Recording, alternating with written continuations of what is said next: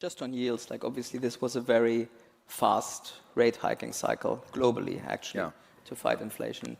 And you said, look, for you that kind of provided a lot of opportunities. How much of that is still left now?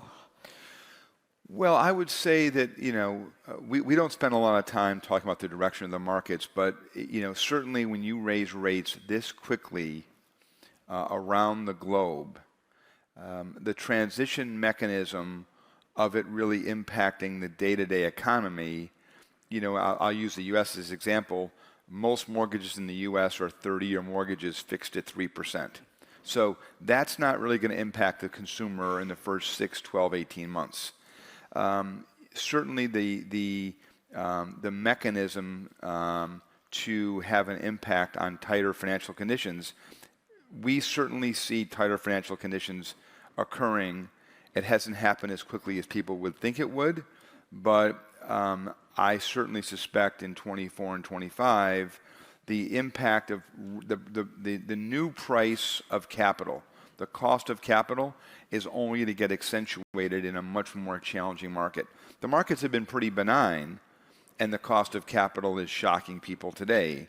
Wait until there's any kind of economic volatility from a cycle or any kind of challenges from either countries in Asia or other global macro issues. The cost of capital is only to get accentuated. So we suspect in this period, there's been a transition period of higher rates, and the true transition mechanism has really not been felt in the broad economy yet. Still early. And how do you make money off that? Well, I mean, certainly in our equity businesses, people are asking, like, is the days of private equity over? I just don't think that's not even a question to be asked today. I think you have to examine the manner in which you execute the craft. Buying businesses for 12 to 15 times revenue is certainly a more challenging strategy. And we have a view that if you are prudent in your purchase price, that will inure to your benefit. And our last fund, Fund 9, our $24 billion fund, has exceptional returns. So the opportunity in terms of, with the amount of buyouts that have occurred, with the amount of commercial real estate debt and equity that is going to be repriced, you're going to get a variety of what we would call some great fat pitches on the equity side of the business.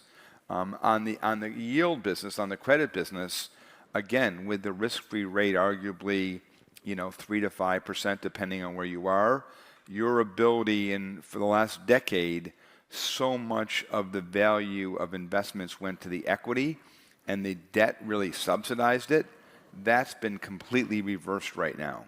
So for you to be able, as I mentioned earlier, the opportunity to be a senior lender in a large buyout and be making 10 to 12% with a massive equity check, I suspect that that's going to be a marketplace in 23, 24, 25 that there are really unprecedented returns on a risk-adjusted basis.